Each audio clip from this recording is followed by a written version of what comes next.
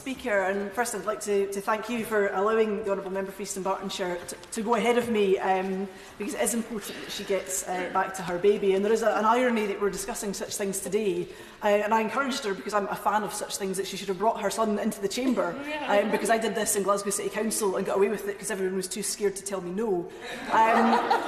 But I am a fan of such things, because certainly in this place, and we saw PMQs yesterday, people in this house were far, far worse behaved and far, far noisier than any baby I've ever heard. So I think babies could get along in here fairly well on most occasions.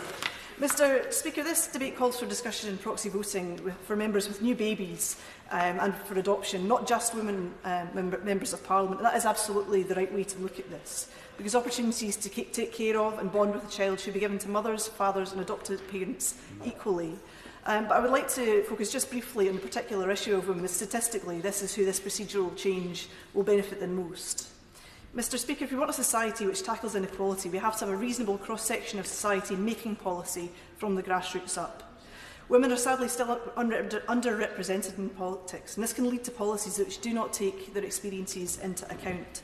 And I spoke to Radiant and Brighter, a group in my constituency, at the weekend at their Bright Futures talk, and I said to the women in that room to look at Parliament, but not to think that they can't be part of it, to be coming behind me and looking for my job, because their experiences are entirely different to mine, but they deserve to be in here as much as anybody else, perhaps more so given contributions from some people, but they deserve a place in politics and their voices deserve to be heard.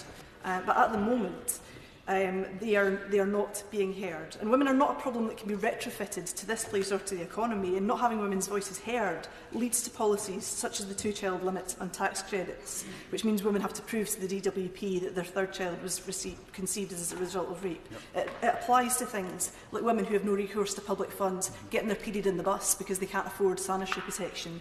And it leads to issues like split payments and universal credit only being taken up by 20 women in the whole of the UK in June, because it's too dangerous for women to do that. These policies have been made in the absence of women's voices, and they are poorer policies because of that.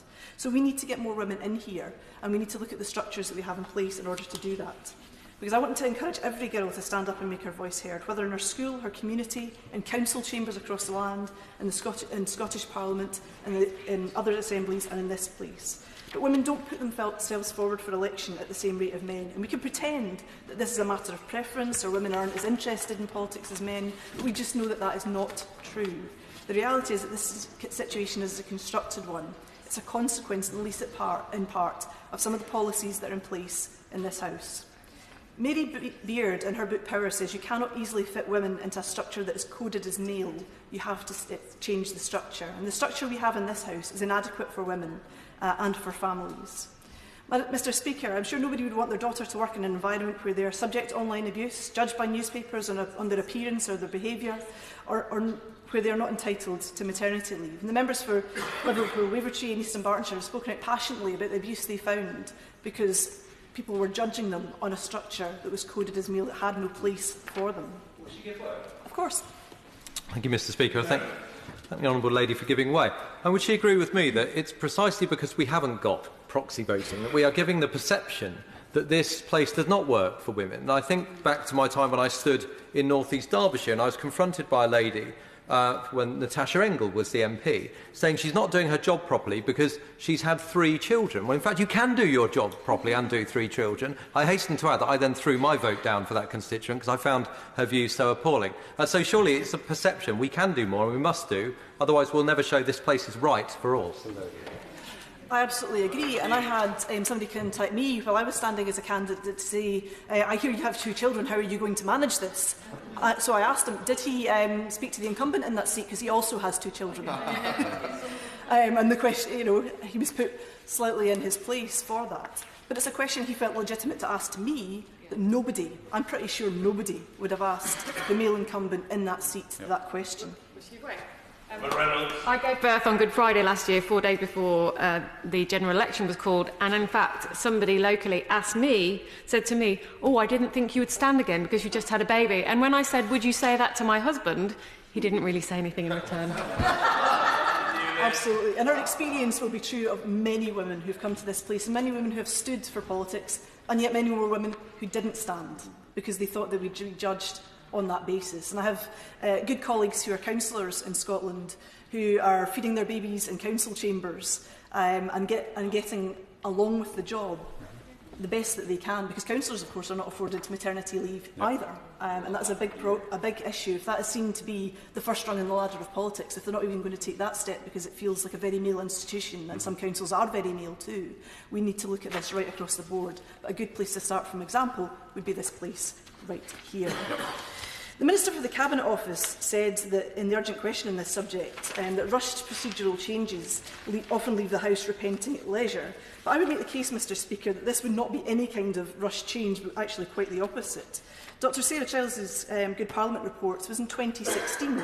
This report from the Procedure Committee came out in May this year, and we've had lots of time to consider this. We've also had female MPs in this place now for 100 years, with Constance Markievicz being elected in 1918, Nancy Astor taking her seat in 1919. So women are not a new phenomenon, Mr Speaker. We've been having babies for quite some time. There are 209 women currently entitled to sit in this place, and we have dithered quite long enough on this matter. Babies have been conceived and born while we have been considering this matter, and will continue to do so until we get a resolution to this. And it is just not fair to put members in a position where they are going to be judged in the media for their actions, when this place could take action to ameliorate some of those issues. Now, some members have suggested that pairing is the answer to maternity leave. In the SNP, we do not take part in pairing for many reasons, not least part of the issue of trust, as the Honourable Member for East Dunbartonshire alluded to. But also other parties in this place and independents within this place do not have the option of pairing, so it is an inadequate system. We saw during the trade bill the consequences when somebody breaks the trust, breaks the pair, and that trust and integrity of the system, such as it is, just breaks down. It's too fragile a system to base our procedures on. And it is quite unfair in the situation that the Honourable Member for East Dunbartonshire found herself in, because that then led to further scrutiny of her ability to be an MP.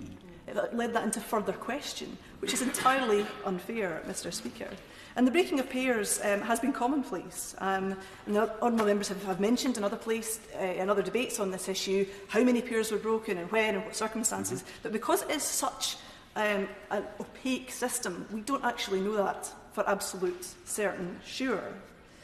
And I share the cynicism of members on this side of the House, that perhaps if there were more members on the government benches, that this might not be quite the same issue. And aside from having to place your trust in members of other parties, there is no formal mechanism in Parliament to recognise a vote when pairing has taken place. It simply registers that a member has not voted with no explanation or no mitigation, which is quite unfair on those on baby leave who, for a paired vote to be characterised as such, because there is no other option at the moment. But it also effectively disenfranchises two members. And the member who is paired with the person off on baby leave has to then go and explain to their constituents why they didn't vote. And their constituents quite legitimately can say, well, you're not pregnant, you don't have a baby.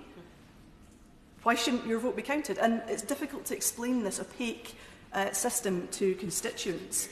And we need to look at this because it is unfair to disenfranchise two members for the sake of making this poor system work. I agree very much with what has been said, however, that having a proxy vote should be a choice. It should be a choice of that member exercised as and when they wish to do so. And I think we can trust each other in this House, because that is the basis of all the things that we do in this House, that we could trust each other to use that proxy vote wisely. Members have mentioned issues of voting to send troops into war and things like that.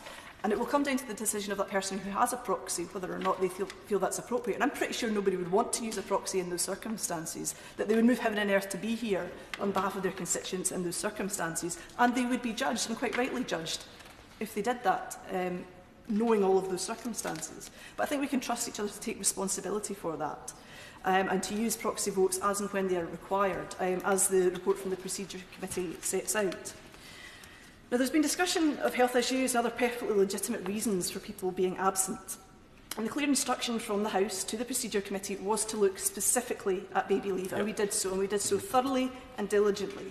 And I, for one, be happy to explore these other issues further, because we are not at the moment looking after adequately those facing bereavement, for health problems, for disabilities, as well as new parents. But we should not duck proxy voting on this basis. We should see how this works for a small but important group of members, and then we can quite legitimately go back and review that process after a year and see how it has worked, see how it has been used in practice, take up the things that have been used in the Procedure Committee and a very detailed report which everybody should read, which shows and lays out how such a scheme would operate, and indeed how it operates in Australia and New Zealand, for better or for worse, and how we want to fit that to our own circumstances.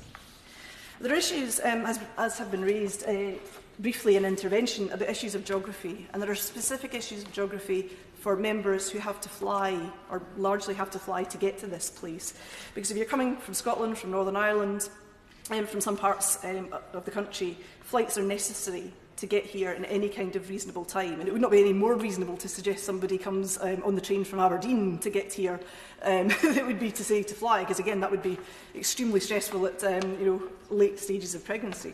But some airlines will not allow pregnant women to fly after 32, 34 or 36 weeks. And following a C-section, women will also not be able to fly on medical advice. So this needs to be built into the scheme, and recognition has to be given to the circumstances of women who are in those circumstances. Because just to say a tight 6-month cut-off for this would not necessarily take into account the circumstances prior to giving birth. So, Mr. Speaker, it is an enormous privilege to be elected to this place, but it comes with trade-offs. And it's very difficult to have a work-life balance as an MP. And economic research has shown that women often value time flexibility over salary when making career choices. And there is some way to go to make this House a more attractive option for women. And the member for Broxburn talked about the decisions that women make when they come into this place as well. Are they going to have any more children, or will they opt not to? And the antisocial and unflexible hours make it extremely difficult to plan ahead for childcare or any other family commitments, as other members in this place have said today, and I too want to get back to Glasgow this evening. But proxy voting would have been a welcome step forward in making our career in politics that bit more accessible and that bit more easy for parents in this place. Because again, if decisions are only taken and only made by the MPs who can come here because it's easy, those who can't come here because it's hard, their voices will be missed from all debates and all decisions. And we look at changes to this place further than that. I mean, debates can take all night because they involve going through the lobbies to record votes. And it can take hours to vote on several amendments to a bill. And the Institute for Government has said in the past year we've spent nearly 48 hours voting, just voting in this place. And if the House of Commons were to look for the Scottish Parliament as an example of a more efficient system, votes are cast electronically in the chamber. You can vote yes, no or abstain in a matter of seconds rather than taking the 48 hours that was suggested, which means that more parliamentary business can be achieved, and it can be achieved within more working hours. So there's more of a chance of being able to, of your child being able to pick you out of a lineup at the end of the parliamentary session. Of course. For giving way, and I agree with everything she's saying. The other thing, of course, in the Scottish Parliament is that votes happen at a fixed decision time every day, so it makes it much easier for people with all kinds of caring responsibilities to plan their day ahead, because they know exactly when the votes are going to come, as well as the fact that the votes happen over a very short period of time. Yes, I would agree, and that helps for planning, certainly, because there have been so many occasions where we've had to change our plans at late notice because of votes or business or other things, and getting a wee bit more certainty into the parliamentary diary would be to the advantage of all of us in our work-life balance and associated stresses and other things as well. Of course. Thank you, Mr. Speaker. I thank the Honourable Lady. She's been very generous in her time. And I have to say, and I'm sure there aren't that many on this side of the benches, or indeed others, but I completely agree. The fact that it can take 2 hours to do 8 votes, when if I look back on my days in business, if we executed 8 trades in 2 hours, we'd have all been fired. But if we were to do that, would she agree with me that it makes sense to also have a requirement that members must have spent time in the chamber during that session before they can vote? At the moment, it's slightly nonsensical that somebody can come and vote here at 9 o'clock on a Monday, having spent no time in the chamber whatsoever. So actually, with electronic voting and that tag on, we could end up seeing more members in this chamber, which is what the public want, I believe. I would agree with them up to a point, and I think there is this myth that you must always be in the chamber at all times before you vote, and we know that's not true. How many people are in here today, Mr. Speaker? If this was to end up being put to a vote at the end of the day, there's lots of people who are not here. Lots of times we're in committees, or servicing Westminster Hall, or doing other things within this building, and legitimately can't be in a debate for the entire course of a debate before we vote. We need to be realistic about this as well. And there are many things that go on out with this chamber at all various different points during the day. But there is an importance in knowing what you're voting for and having some responsibility for that. Mr Speaker, just to finish off, I'm just coming to my end of my remarks. I know other people want to speak. Just about knowing what you vote for, and I thank the member for giving way. Just on my experience of electronic voting, which I used for many years in the European Parliament, my experience that when electronic votes came, and sometimes many hundreds of them, members did not know what they were voting for, and they frequently voted without checking the detail. And my own experience is having to put one foot in front of another through those lobbies focuses the mind, and that's what I believe our constituents expect us to do before we vote. Alison Thewliss. I think the experiences in the European Parliament, where there are many, many votes and many more votes than we would have here, are slightly different to this place. But I would question, really, whether all members of this House at all times know exactly and specifically what they are going through the lobbies to vote on. I'm pretty sure if we did a quiz on the votes this week, most people would not be able to tell you what we voted for. And that's a weakness of our democracy, but that is the reality, Mr Speaker. Mr Speaker, it's important that we take the important step today of endorsing proxy voting to level the playing field for parents in this place and to ensure that the equality of representation is reached before any further time passes, Mr Speaker. It's important that women's voices are being heard. We've had lots of chat about unintended consequences, but at the moment there are very real consequences for people and how they participate in this place and how they look to this place for guidance. The Honourable Member for Broxburn mentioned perfection.